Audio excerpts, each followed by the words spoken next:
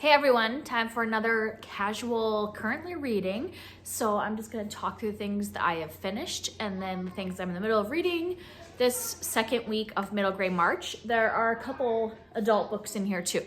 So the way I did this last week was I just kind of talked a little bit about some details of things instead of like talking about the synopsis and rating, like some details of things I liked or didn't like from the books I finished. So first I have a couple kind of graphic things. I finished the Tea Dragon Society, which I talked about being in the middle of last week. And yeah, this is just super cute. I actually don't have really any details to say about this because, you know, it's very short, but I'll definitely be continuing. I already got the second and third out from the library. And then I read with my daughter A Child's Introduction to Norse Mythology.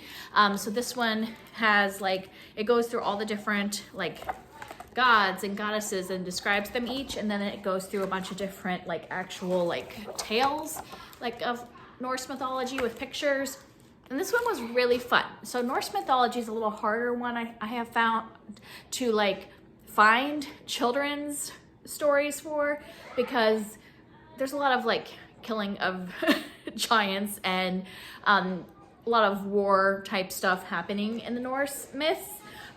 So that's why I purposely found this one that's called A Child's Introduction. It's great because it wasn't overly graphic or anything. There's still like killing, like, but the thing that I liked about this one, the detail, was that as I was reading this with my daughter, she really like grasped onto certain things about different gods, and it was like every story, she's like, Thor's gonna kill another giant, or oh, Loki, you're so silly, like, Loki's ridiculous. We should just get rid of Loki. So yeah, she really like tied onto those things that make up the different gods from Norse myths. So that was fun.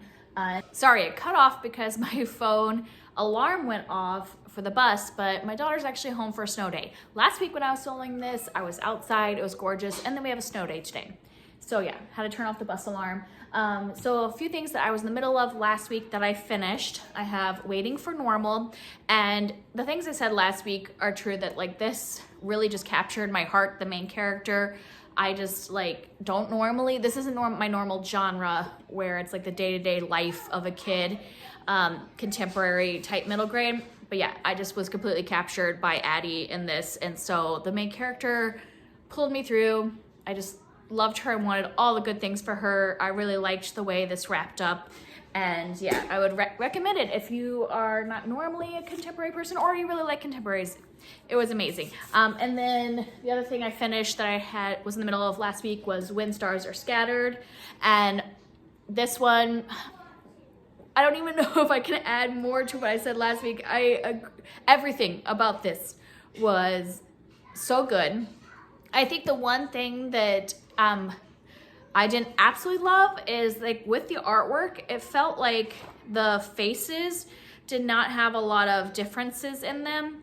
I was trying to see if I could find a page that had several different people, but there's not a lot of like detail to the faces in the way she drew them. And so like in the end, they have pictures of the actual people, and I was like, well, I don't know that the art actually represents them as people, the real people. And so that was like my one thing that I was like, oh, I don't know if I love that exactly. I would have liked a little less cartoony when it's like a memoir and there's real people. I would like the characters in the book to actually look like the real people.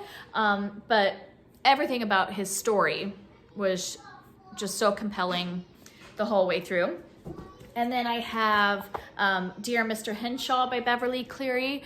And okay, so I know that Beverly Cleary is like a beloved author, kind of classic author. When was she writing? In like the 70s, 80s? Is that like when this would have come out?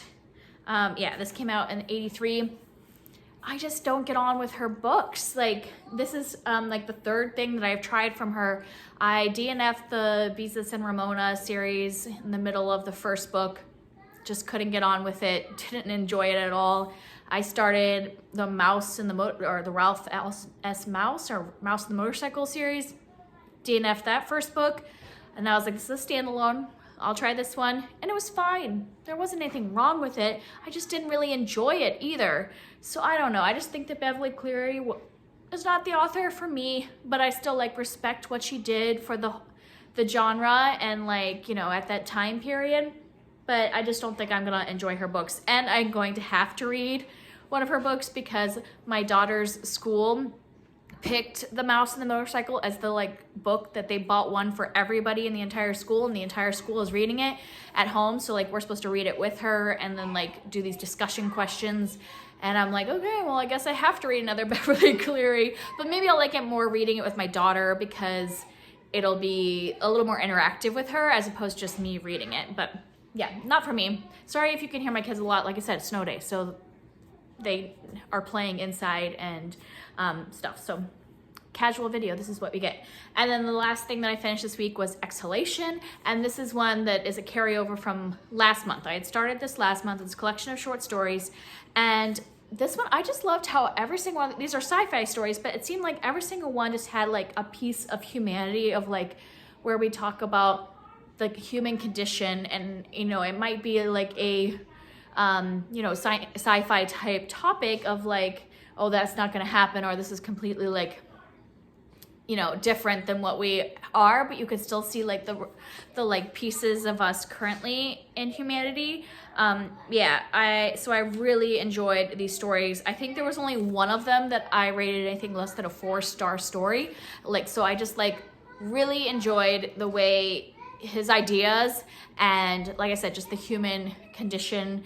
Let me think if there was like a specific story that was my favorite. I actually think the first story was my absolute favorite because it was written very much almost like a myth, and I liked that. It had that kind of myth feel because it was like the narrator of the story was telling his story to someone and inserting other stories inside of it. So you know what I mean? Like there were stories within the story, and it had that like Scheherazade type feeling where the narrator is telling his story and then telling other stories embedded. And that was like my favorite one, and I loved that, and that got me right into this collection, and just they were really good stories. Now we're moving on to the things that I'm in the middle of. There's 2 main things I've been reading this week. This has been a crazy week. My husband was out of town for several days. Then we had company come for several days, and so this week I haven't necessarily done a ton of reading, and I mostly focused on 2 books and got a good chunk of the way through them. So the adult book that I have been focusing on is another carryover. This is a collection of essays, Disability Visibility. And, you know, so it's different people talking about their experience with disabilities, and I have made a long way. So at the beginning of the month, I had only like read the first section, which would have been here. So I've gotten that big chunk done, and I'm only like 3 essays from the end. And this one is one, I don't even know if I would necessarily need to rate this. I just think this is just very informative, whether you read the book or whether you read, there's a podcast that you can listen to that I think is titled the same thing. I would have to like look that up. But yeah, this is like, it just, you know, I like how there's so much variety, and I learned something about one person's experience in each of these. So it's not like, you know, if there was a story or an essay written by someone who is deafblind, doesn't mean that that's the entire experience of everyone who is deafblind. But I just think this was really important to read through and see so many different persons' perspective. And so I have been using this as kind of like the thing I listen to in the car, almost like a podcast. I've been listening to the audiobook, so I would recommend it like that. Since it's short essays, you can just kind of pop it in as you're going from place to place, though it's not child friendly. So it was like, most of them aren't, because there is a lot of like content warnings. So I wouldn't do it like if I was going to and from preschool, but like if I was running errands without my kids, I thought that was a good way to like take it in small chunks and hear somebody's experience. The other one that I was focusing a lot in this week was Sisters of the Never Sea. I was reading this with a bookish friend, Amy, and I have made it also a lot of the way in. I'm very close to the end. And this is a retelling of Peter Pan I had mentioned last week, and I just love the way she is approaching Peter Pan's character, because that's part of why, I mean, I liked the original, like for the whimsical feeling, but Peter Pan is just such a narcissist, you know? And I just really love the way she's approaching that, like really leaning into that narcissism, but like also into his humanity and like just picking apart different aspects of Peter Pan as a character. And I just really am enjoying that about it. And then also just like the approach of the siblings in this. There's so many good things. But yeah, I think the thing I love the most is the way she is approaching the Peter Pan character. And then I have some things that I've just made little progress on. So all of these, I think I've only made like maybe one more chapter.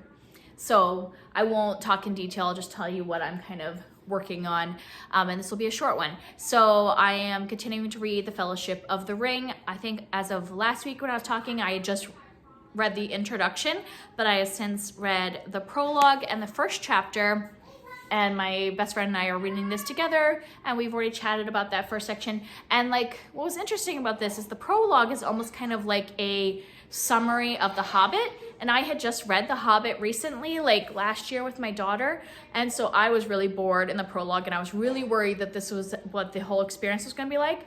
But my best friend, who hasn't read The Hobbit anytime soon or recently, she was really interested by the prologue, and then we were both like sucked in with the first chapter, and I was like, okay, well, this is how it's going to be, the way the first chapter is.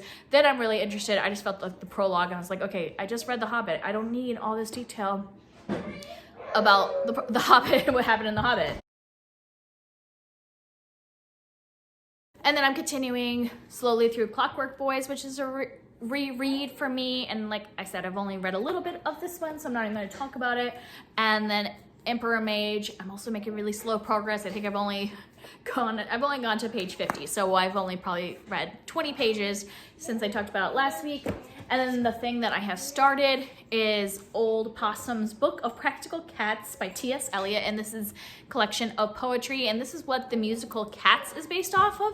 And that's why I picked it up, because for some reason I just started listening to Cats again, because my kids are obsessed with Encanto, and we listen to Encanto every single day, and I just needed something else to listen to, and I've been wanting to introduce them to like Broadway musicals, and I thought Cats is a good introduction since they like cats. Like Cats the animal, and so we've been listening to Cats in the car, and I was like, you know, I've never read the poetry that Cats is based off of. And I think the thing that's interesting about this is that some of the songs from the musical are like word for word the poetry, like not even just like inspired by, but like literally word for word. So that was interesting, because I didn't realize he took so much of just like taking the poem and putting it to music. So that's it. Those are the things that I have finished and the things I'm in the middle of, and I will see you next time. Bye.